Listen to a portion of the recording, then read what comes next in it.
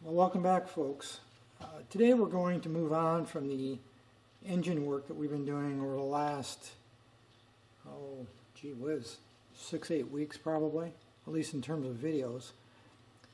And I'm going to set the engine aside for now, and I'm going to move on to the wheels. I have to confess, working on wheels is not one of my most favorite things to do. It's kind of dirty, it's grubby. You do what you got to do, so these wheels need to be restored for this project. I'm not going to reuse the rim. This happens to be the front wheel off the YL1. This rim and spokes is not going to be reused. I've already purchased NOS wheels and spokes that I think they came from Thailand. That was probably 6 months or so ago. So they're in my inventory. And the reason I went with NOS versus rechroming these, which could have been done, these could have been replated, the spokes, and the wheels could have been rechromed, but it's actually usually cheaper. In fact, in the case of wheels, it's much cheaper to buy NOS, new old stock, as long as you can get good quality NOS that haven't been beat up by being moved around on shelves for 50 years. If you can buy good NOS parts, it's much cheaper usually than trying to get these rechromed. Rechroming wheels, at least in my area, is very expensive. Spokes aren't quite as bad. You can get those replated if you want. I just bought a set of wheels and spokes, so I don't have to worry about anything. So basically, for what you see here, I'm going to preserve the hub itself, and I'm going to replace the spokes and wheels. And if the spirit moves me, I'll show relacing the wheels eventually with the hub after both hubs, or at least one of the hubs, I'm not sure I'll show both, the process of relacing them, if there's interest in that. If there's not interest in it, I probably won't take the time to shoot the video. I'll just lace up the wheels and be on with it. A couple of things I want to talk about on this wheel. Again, this is the front wheel. You can see the gear for the speedometer drive right here where my thumb is. There's a sealed bearing right here. I will pull that bearing out and check it. I will probably replace that bearing as a matter of course. Usually I replace wheel bearings, but I'll check it first just to be sure on what the condition of it. There's a rubber seal. I don't know if you can see that or not. There's a black rubber seal right where my pointer is.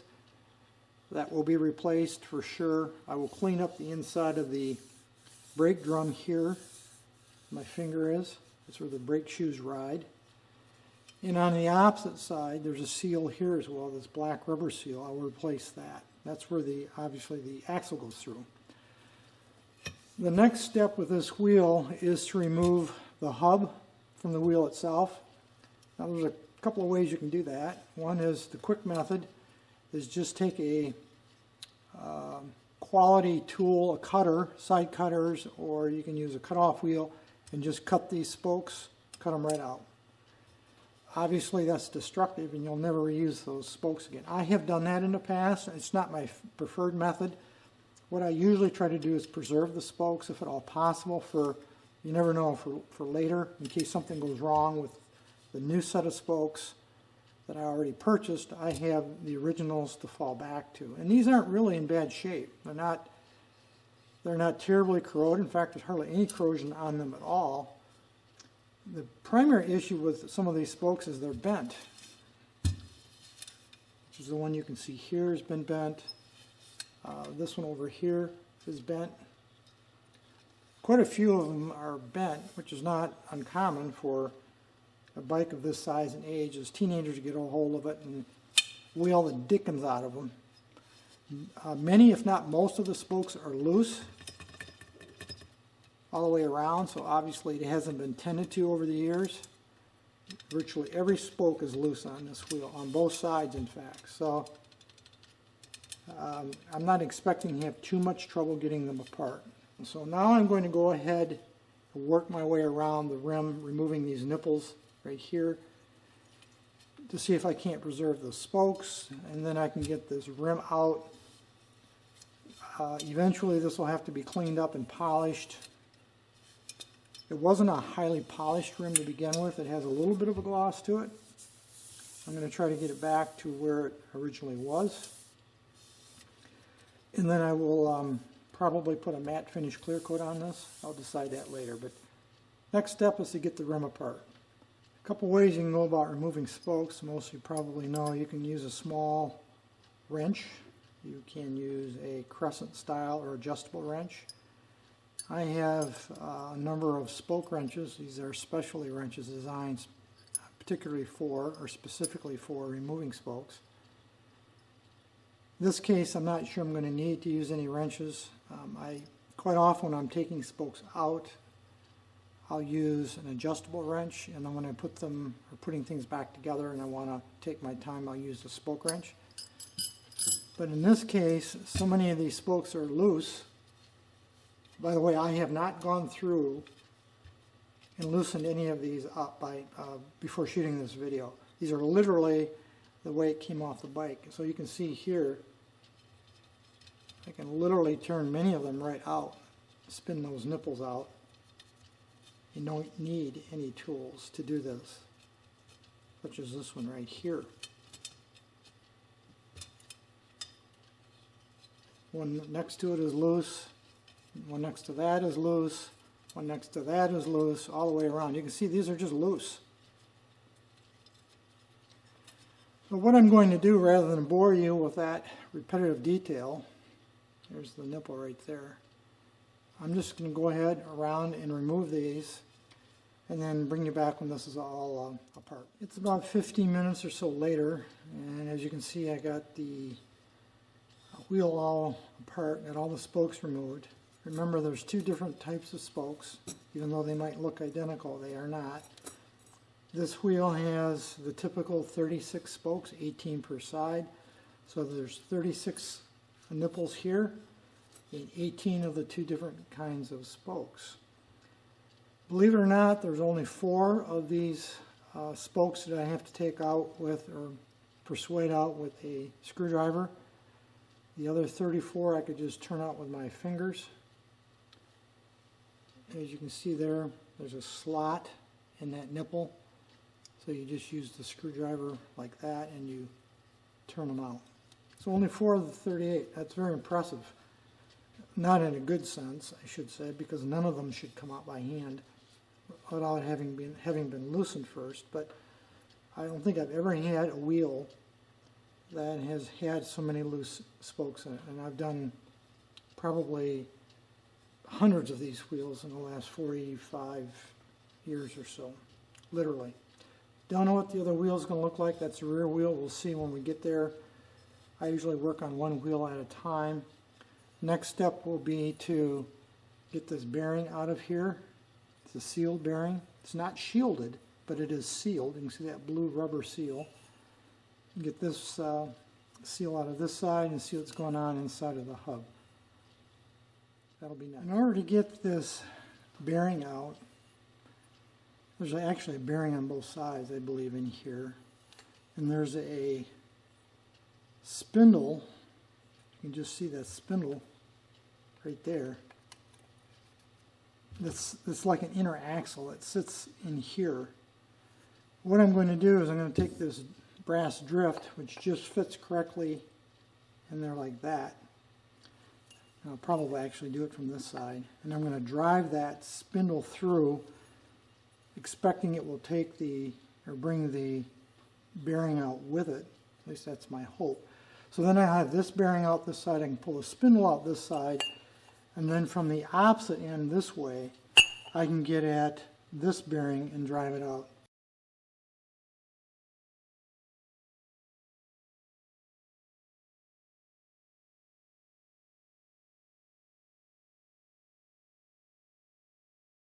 So there's the bearing. It popped right out, popped right off this shaft actually.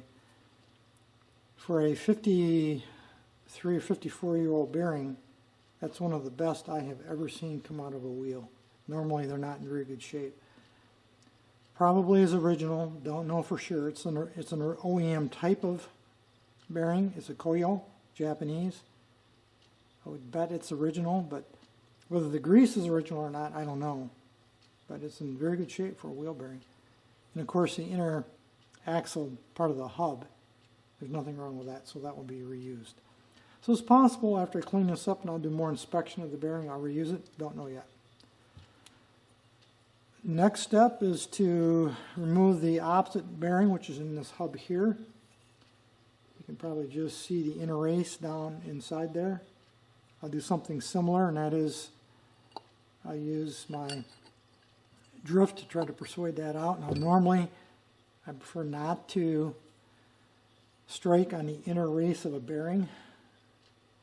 In this case I'm really not going to have a lot of choice to get that out, and I might end up replacing this anyway. So I'm thinking that as I strike that with the drift, just like I did on the opposite side, that bearing is going to go out that way and pull this seal with it. Also, I believe this seal is still available, new from Yamaha. It's still a service part. If not, I'm pretty confident I can find one somewhere like on eBay.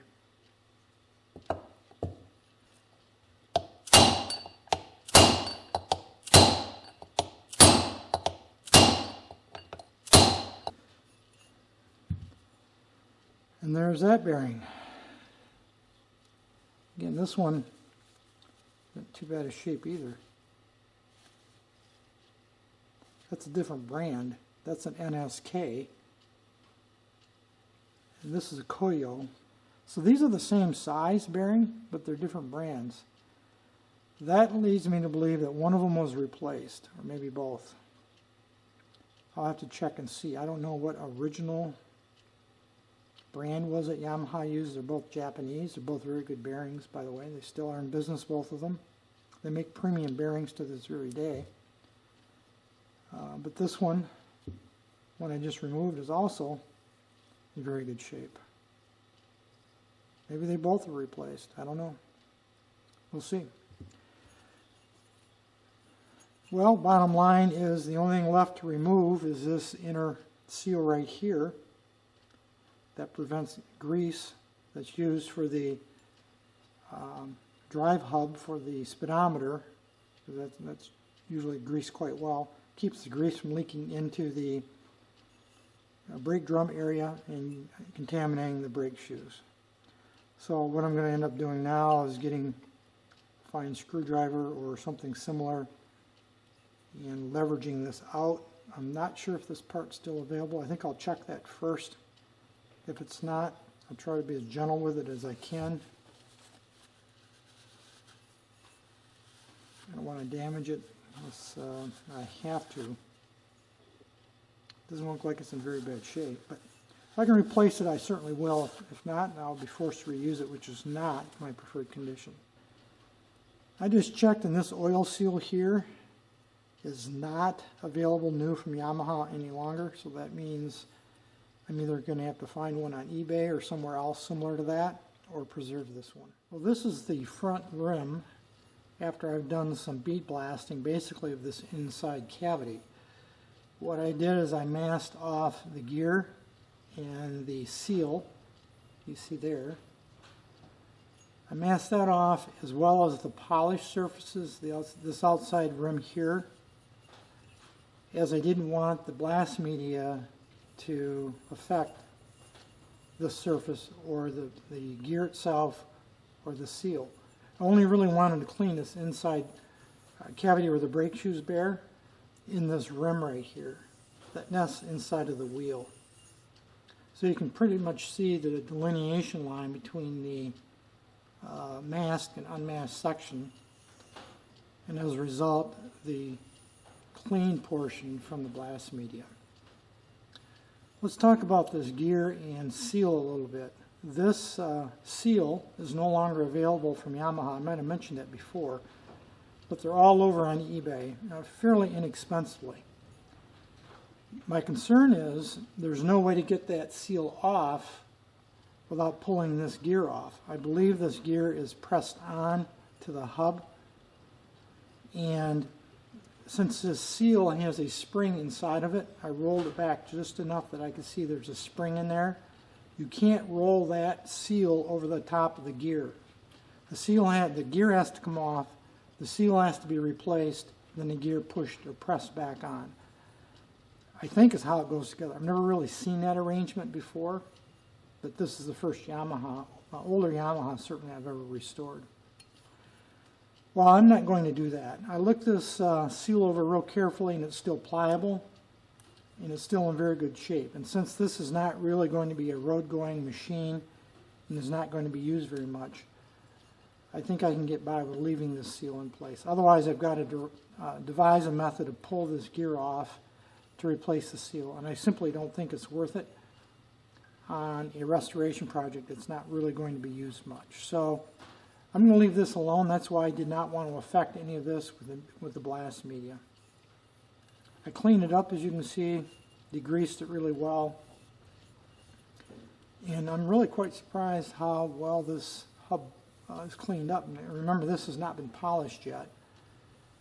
It's in pretty good shape for its age, being a 1966 model. So I think I'm going to just hit this faceplate here on the hub on the buffing wheel, see if I can't bring that back a little bit without blasting it or wet sanding it, if I can avoid it. And I don't like wet sanding.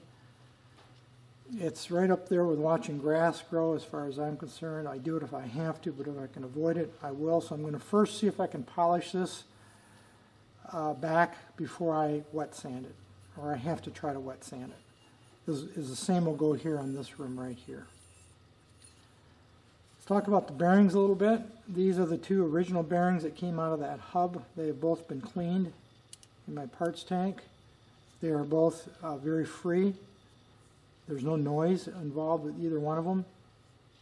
They're in very good shape. They're virtually like new. So I'm not going to replace these bearings, either one of them for that matter. They both are in very good shape. So those will go back in. And this is that spacer. I just cleaned it up. It's in perfect condition. So I got those cleaned, ready to go. Next step for this hub is see if I can polish it up or polish it back without having this either bead blast it first, which I really don't want to do, or going to a wet sanding. Don't know if it'll work out. We'll see.